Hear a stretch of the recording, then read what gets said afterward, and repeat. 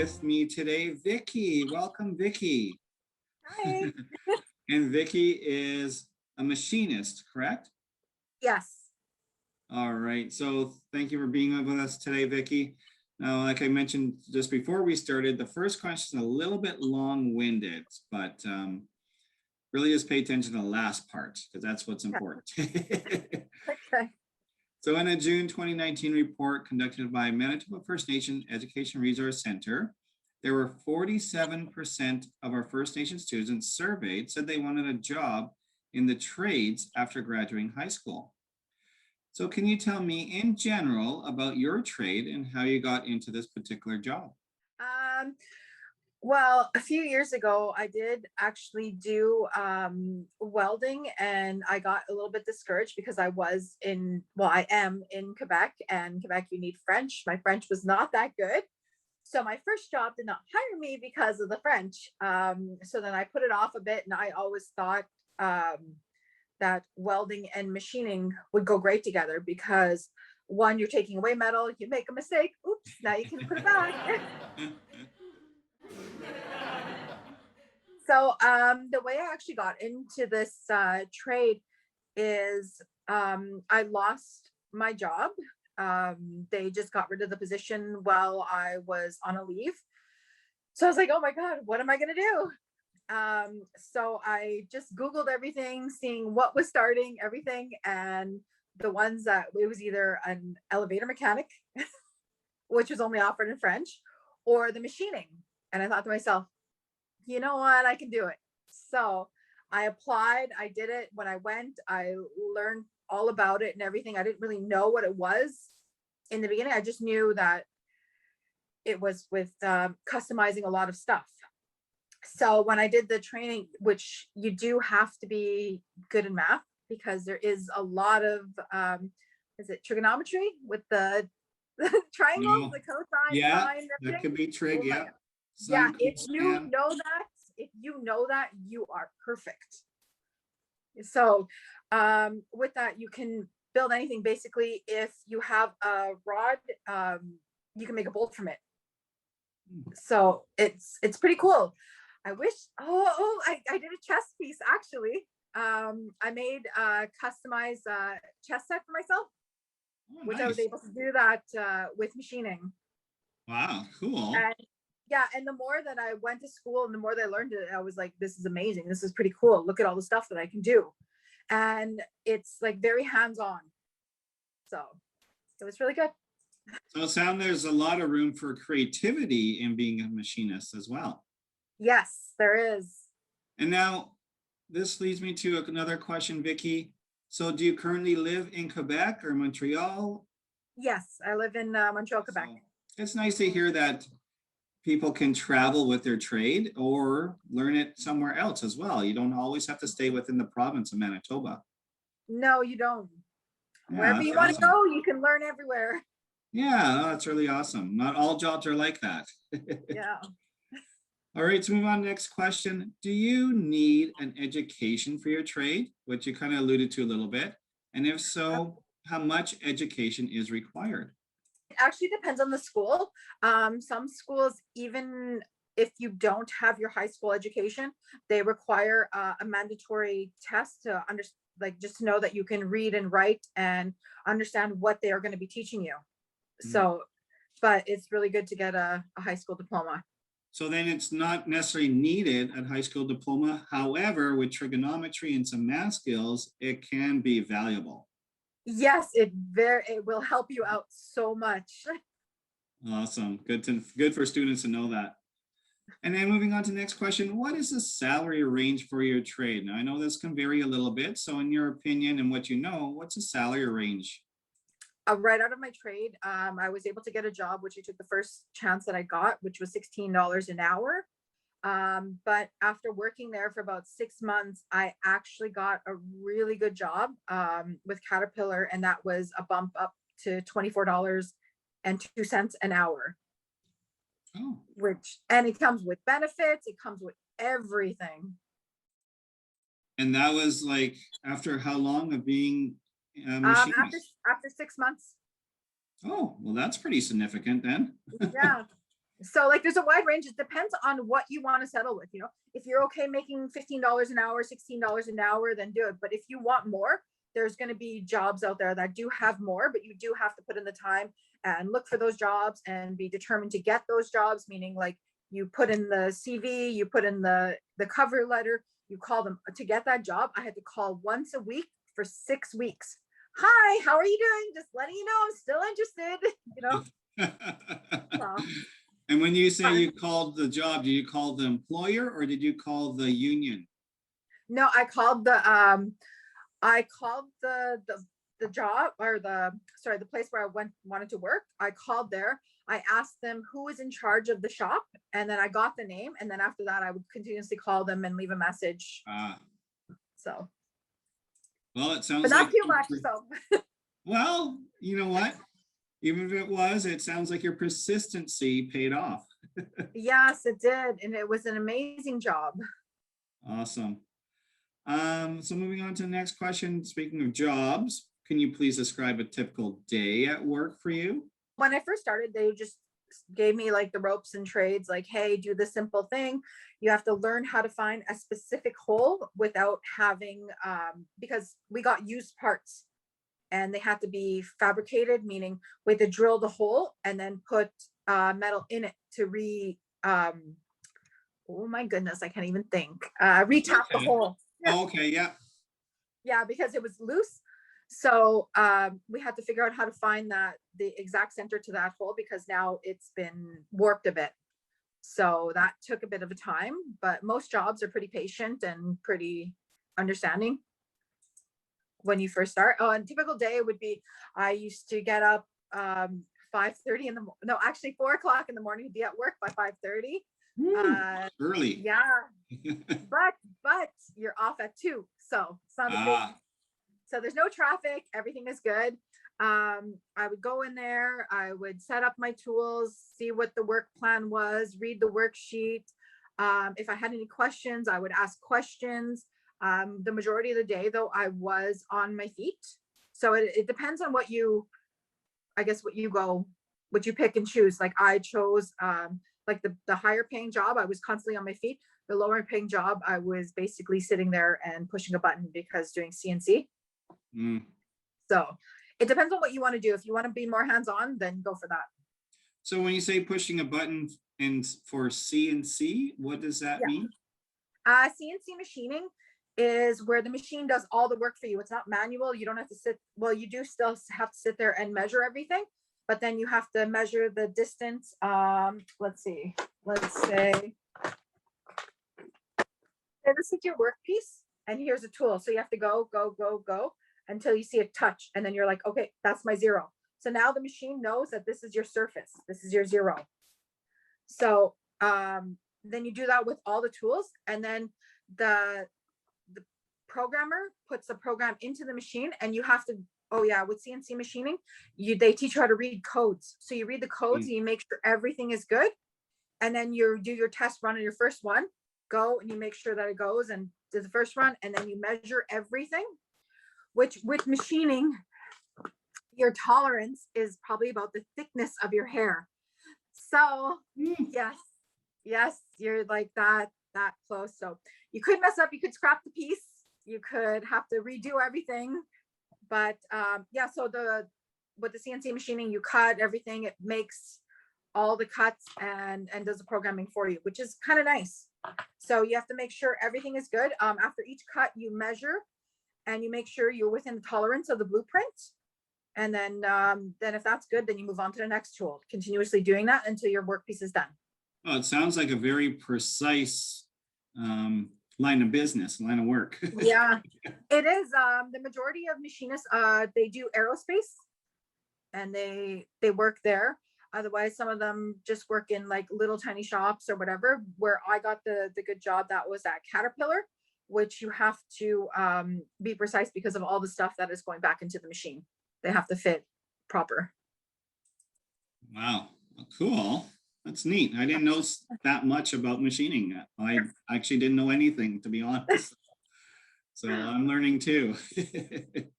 Now, in your opinion, are there certain trades more in demand than other trades? All of the, I guess, the ones with blue collar workers are the ones that are more in demand, say, what is it? The welders, machinists, and heavy duty mechanics are really in demand because a lot of them are usually like the boomers or the people who are retiring now.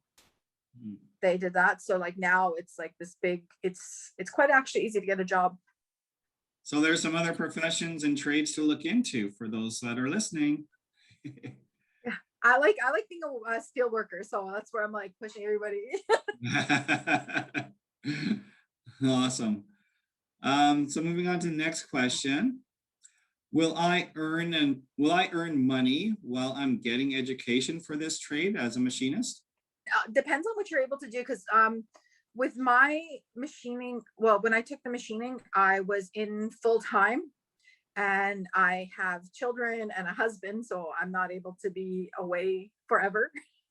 So it depends. If you're a single person and you can handle going to school and your trade allows you to get the hours to do it, then do it. Some trades do, like I think when you do your trades, they do I guess internships too. Some of Yeah. them get paid, some of them don't. So it all depends on what you're able to find. All right. So it sounds like there's some options there, whether you want to go back to schooling and get further education for a machinist or learn as you go as well. Sounds like a viable option. Yeah. Awesome. A couple of my classmates were actually working in machining and they came back just to get their DEP, or I don't know what it's called over there. I guess diploma. Oh, your grade 12 diploma? No, they're attestation, like their diploma for the machining and for the welding and all that stuff. Oh, okay. So Cool. they were already in the shops and everything, and they were just coming back to get certified. Ah, I bet you their wage goes even higher once they're certified. Probably, yes. All right, so moving on to the next question, Vicky. If I pick one trade and don't like it, can I switch trades? I am a hands-on learner. So when I was looking into schools, I made sure that it was 70% in the shop and 30% learning. So because like for me to read a book and everything, I can't. I just read one line. I'm like, what did I just read? And then I read again and it's too hard. So it depends on what school you're going to. So it sounds like also too, it's good to know who you are as a person and how you learn best to help pick which avenue to go down, right? Yeah, and usually schools let you be a student for the day, so you can go in and feel the vibe of the school, feel how you feel, watch other people do it, and see if that's really what you want to do. So doing that research ahead of time can pay big dividends later. Yes, it does. Awesome. All right, moving on to the next question, Vicky. What's the difference between a union job versus a non-union job from your own personal experience? For my own personal experience, it's only just what I've heard, basically, because like I have not been in a union as of yet, but my husband, who is an electrician, went into a union and I didn't. For him, you do have to pay a little bit more because there is union dues, but they stand up for you, meaning that if there's a strike, you all go on strike. If you have a problem, you just say, hey, I'm going to be talking to my union rep, and then you talk to them, they bring it up, and then they come down and they help you.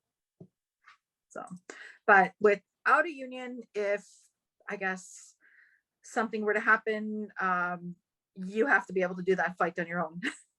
Given that your husband's in a union and you're not in a union, do you have a preference knowing the difference of the two? I think I would have chose to be in a union. I like that he was in a union because they fight for your wages also. They give you a certain amount when you can be promoted, but then if you're not in a union, you have to do all of that on your own. So it depends. If you want someone in your corner, you go with the union. If you don't, and you're able and capable of doing it on your own, then choose not to be a union, because then you don't have less dues, or you have less dues. Oh, sorry. No, that makes sense. And I guess it depends too on the relationship you have with your employer, right? Yeah. True. If you find they're taking advantage of you over and over, then a union would be very helpful. But if you end up getting along with your employer really well, especially if it's a smaller business, then a union may not be even needed. Yeah. All right, and this is our last question I have for you, Vicky. If I want to learn a trade, what is the best way to get started? Is there anything I can do now as a high school student? Find out, I guess, what you want to do. There's also, I think there's a lot of counselors that do offer you career counseling in school. Find out if you're a hands-on person, if you're a book person, find out if you like reading a lot. If you do, maybe I guess going to college or whatever would be better. But if you have a short attention span, trades would be better, because for me, I spent 18 months in trades and then I was able to get a job. So it's up to you what you want to invest in and how your brain works and everything.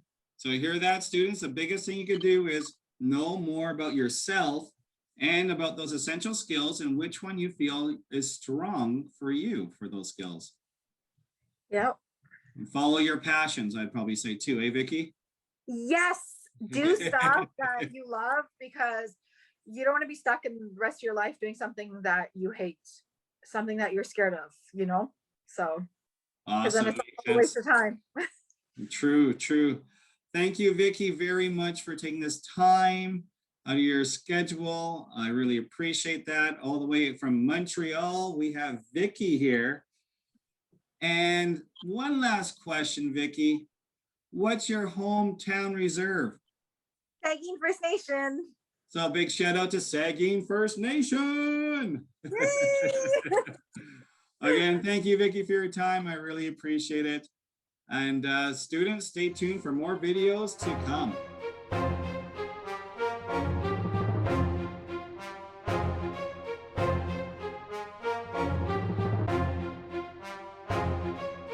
Okay, I said this was done by CNC, using different kind of tools. I designed this by the computer, so you can see like different layers. Oh, wow, very detailed, eh? Yeah, and that was done by with a scrap piece of metal. So I was able to do like all the grooving, and I drew this on the computer. Oh, awesome. That's one thing I really like about your line of work, is that just the artistic ability for creating basically whatever you could think of. Yeah. Oh, okay. So this is what happens when you don't measure your tools properly and you do a cut and you dive in and you take a big cut. So this is an end mill, and somebody programmed it and it just crashed into the piece and took gouges and burnt. Here's a chess piece that I made.